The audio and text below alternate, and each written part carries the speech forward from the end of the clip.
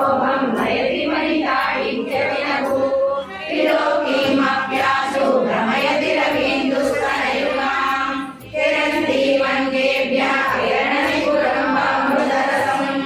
पुरीकामादत्ते हिमकरशिलामूर्तिमिव यः सर्वाणां दर्पं श्रवयति शकुन्तादिवैव जलपृष्ठां दृष्ट्या सुखयति सुधाधारशिरया तटैलेका तन्वी जपनससि वैश्वानरमयीं निजन्नां षण्णामाम्युपरि कमलानां तव कलां महापद्माटव्यां मृदितमलमायेन मनसा महान्तः पश्यन्तो ददति परमानादलहरीं भवानी त्वां दासे महिमितदृश्यं सकरुणां गिरीशोदं वाञ्छं कथयति भवानी त्वमिति यः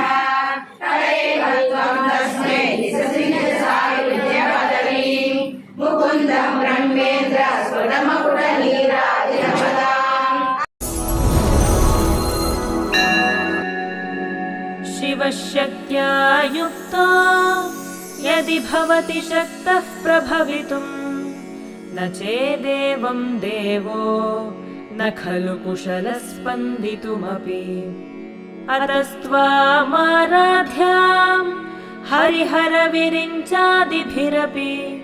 प्रणन्तुं स्तोतुं वा कथमकृतपुण्यः प्रभवति तनीयां सम्पांसुं तव चरणपङ्केरुहभवम्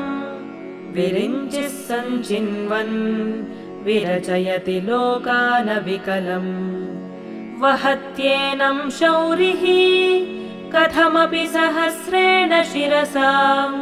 हरः संक्षुभ्यैनं भजति भसितोद्धूलनविधिम् अविद्यानामन्तस्तिमिरमिहिरद्वीपनगरी जडानां चैतन्यस्तबकमकरन्दश्रुतिझरी दरिद्राणां चिन्तामणिगुणनिका जन्मजलधौ निमग्नानां दंष्ट्रा मुररिपुवराहस्य भवति त्वदन्यः पाणिभ्याम् अभयवरदो दैवतगणः त्वमेका नैवासि प्रकटितवराभीत्यभिनया भयात्रातुं दातुं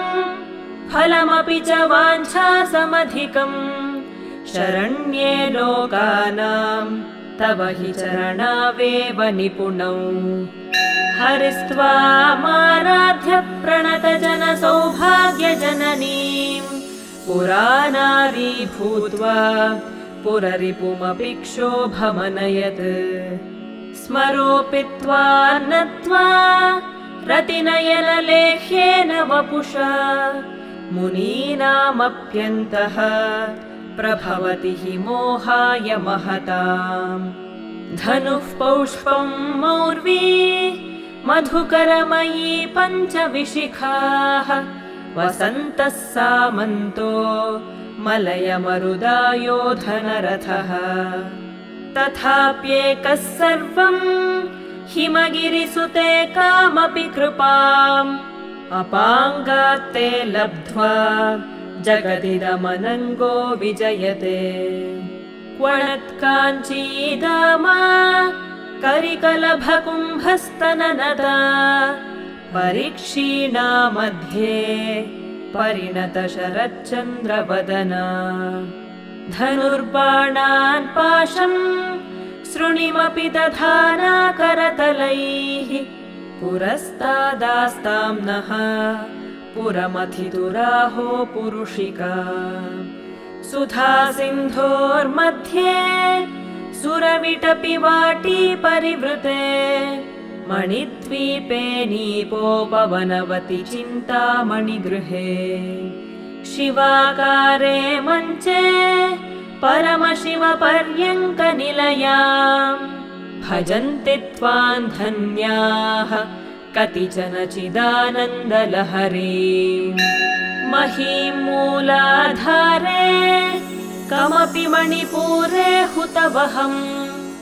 स्थितं स्वाधिष्ठाने हृदि मरुतमाकाशमुपरि मनोऽपि भ्रूमध्ये सकलमपि भित्त्वा कुलपथम् सहस्रारे पद्मे सहरहसि पत्या विहरसे सुधाधारासारैः चरणयुगलान्तर्विगलितैः प्रपञ्चं सिञ्चन्ति पुनरपि रसाम्नाय महसः अवाप्य स्वां भूमिम् भुजगनिभमध्युष्टवलयम् स्वमात्मानं कृत्वा स्वपिशिकुलकुण्डे कुहरिणि चतुर्भिः श्रीकण्ठैः शिवयुवतिभिः पञ्चभिरपि प्रभिन्नाभिः शम्भोः नवभिरपि मूलप्रकृतिभिः चतुश्चत्वारिंशत् वसुदलकलाश्रत्रिवलयत्रिरेखाभिः सार्धम् तव शरणकोणाः परिणताः त्वदीयं सौन्दर्यम् तुहिनगिरिकन्ये तुलयितुम् कवीन्द्राः कल्पन्ते कथमपि विरिञ्चि प्रभृतयः यदा लोकौत्सुक्यात् अमरललना यान्ति मनसा तपोभिर्दुष्प्रापाम् अपि गिरिशसायुज्य पदवीम् नरं वर्षीयांसं नयनविरसं नर्मसुजडम् तवापाङ्गालोके पतितमनुधावन्ति शतशः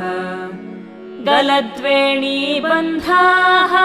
कुचकलशविस्रस्तसिचयाः हठात् त्रुट्यत्काञ्च्यो विगलितदुकूला युवतयः क्षितौ 50 द्विसमधिकपञ्चाशदुदके हुताशे 62 चतुरधिकपञ्चाशदनिले दिवि 30 मनसि च 64 ये मयूखास्तेषामप्युपरि तव पादाम्बुजयुगम् शरज्योत्स्ना शुद्धाम् शशियुतजटाजूटमकुटाम् वरत्रासत्राणस्फटिकघटिका पुस्तककराम् सकृन्नत्वा नत्वा कथमिव सतां सन्निदधते मधुक्षीरद्राक्षा मधुरिमधुरीणाः फणितयः कवीन्द्राणां चेतः कमलवनबालातपरुचिम् भजन्ते ये सन्तः कतिचिदरुणामेव भवतीम् विरिञ्चि प्रेयस्याः तरुणतरशृङ्गारलहरी गभीराभिर्वाग्भिः विदधति सतां रञ्जनममी सवित्री